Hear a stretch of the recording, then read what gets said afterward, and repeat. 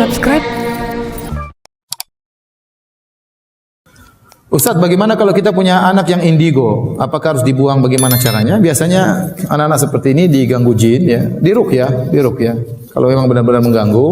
Jadi kalau ada jin dalam tubuh tidak harus dikeluarkan. Saya ingatkan, ada jin mengganggu kita masuk dalam tubuh seorang tidak harus dikeluarkan. Tapi kalau ternyata mengganggu sekali, ya, mengganggu kebahagiaan seorang, mengganggu ibadah seorang, lebih baik untuk apa? Diruqyah, dikeluarkan dari tubuhnya. Terkadang sebagian orang ada jinnya, dia keluar sendiri jinnya.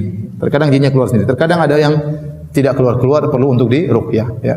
Tapi ada orang yang ada jinnya namun dia bisa hidup normal, ada, saya tahu juga, ya.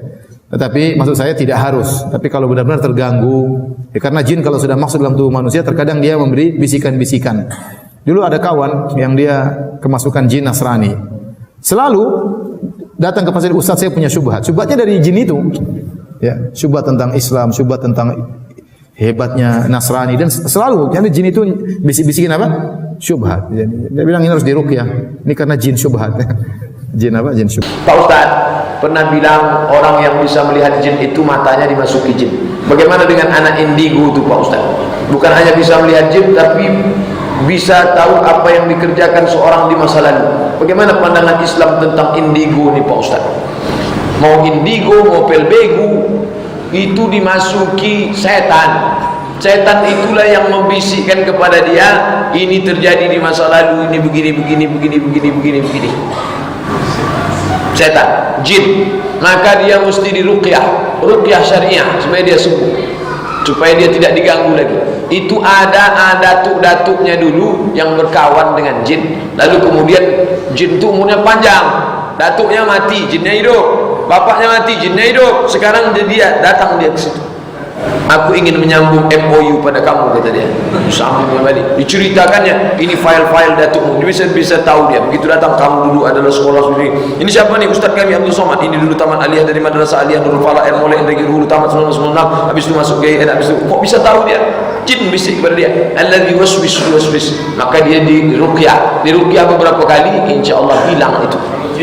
Bahwa iblis dan bala tentaranya yaitu jin bisa melihat kalian dari tempat di mana kalian tidak bisa melihat mereka. Sehingga normalnya manusia tidak bisa melihat jin, namun jin bisa melihat manusia. Kemudian bagaimana dengan kasus indigo yang kemarin sudah sempat kita singgung sedikit. Menurut masyarakat, mereka yang memiliki indigo atau anak yang di posisi indigo, dia memiliki indera keenam. Dan itu dianggap satu keistimewaan tersendiri. Bahkan bagi sebagian orang tua, ketika ada anaknya yang dia mengalami indigo, itu dijadikan kesempatan untuk mencari uang. Ya, bisa dibuka pengobatan alternatif atau misalnya meramal masa depan, untuk meramal masa depan dan seterusnya, dimanfaatkan untuk kebutuhan mencari uang. Dan ini satu hal yang unik di tempat kita.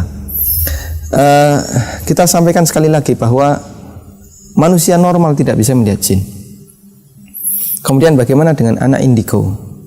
Anak indigo yang terjadi adalah jin menampakkan diri kepadanya. Manusia tidak bisa melihat jin, jin bisa melihat manusia, dan bisa saja jin menampakkan diri kepada manusia dalam wujud yang lain.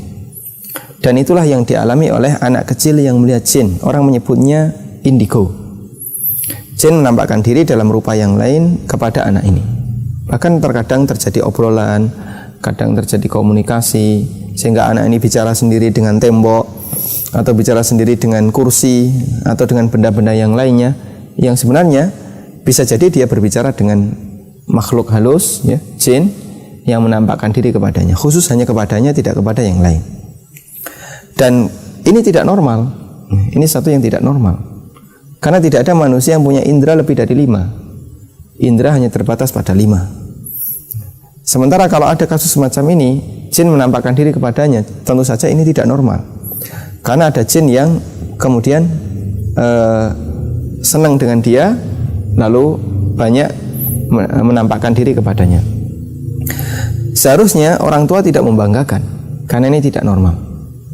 Bukan malah dijadikan sebagai kesempatan untuk mencari uang, atau dianggap dia untuk menaikkan popularitasnya, atau bahkan digunakan untuk fasilitas atau cara meramal masa depan dan seterusnya, mengarah kepada kesyirikan. Karena satu-satunya yang tahu ilmu gaib hanya Allah Subhanahu wa taala.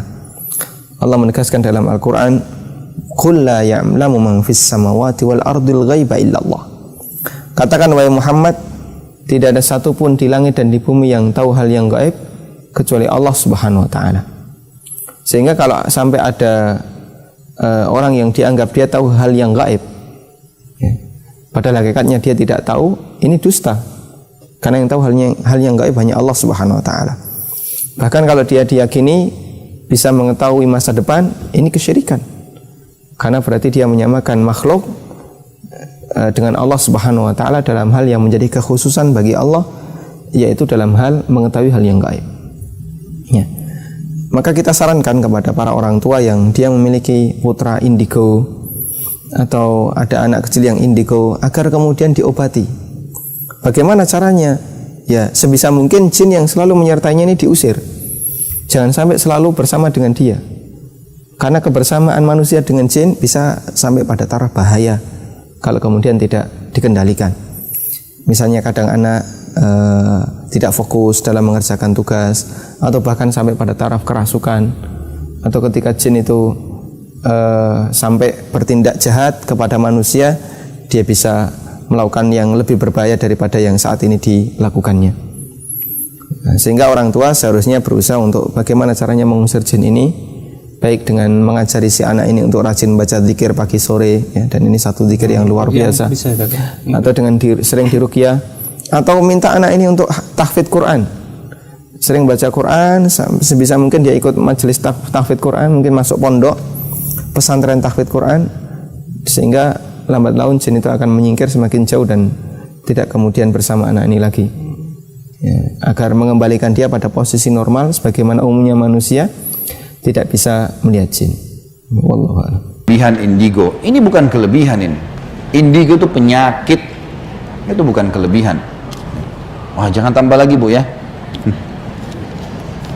Indigo itu bukan kelebihan Bapak Ibu sekalian, itu penyakit, gangguan syaitan. Mau bukti? Coba ruqyah tuh. Anak anda ada indigo, dudukin, bacain ayat Al-Quran. Kalau tidak kesurupan pasti dia merasa merinding, dia merasa, tapi umum itu indigo karena masalah syaitan. Saya pernah ngisi acara itu, pada saat itu pernah diundang di Trans TV waktu itu, khusus masalah indigo di acara halal. Sutradaranya ngotot, bilang ini Ustadz ini kelebihan nih, prestasi. Saya bilang bukan prestasi nih Pak, ini penyakit syaitan, diganggu oleh syaitan. Kok bisa? Dialog sama saya setengah jam. Terus saya bilang kesimpulannya gini aja Pak, Bapak coba, sudah ada sampel-sampelnya ada di Inggris, sudah ada 5-6 orang. Tanya mereka, pasti bahasanya, dari mana kau tahu ini?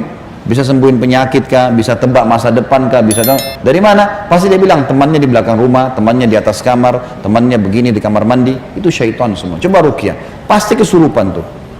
Kesurupan atau dia merasa merinding. Berapa kali itu kasus seperti itu? Jadi ini bukan prestasi, ini syaitan ini. Gangguan syaitan. Masalah dia mengobati orang lain itu hanya upaya syaitan saja. Syaitan untuk menipu manusia. Dari sekian orang yang datang kepada dukun, kepada orang-orang yang tidak pintar ini, ya, dan orang-orang yang tidak normal, yang sering di Indonesia dikatakan orang pintar, orang normal, paranormal, ini semua tidak benar. Gitu. Yang datang kepada mereka ini, dari sekian banyak yang datang, satu mungkin yang sempat berhasil, sempat.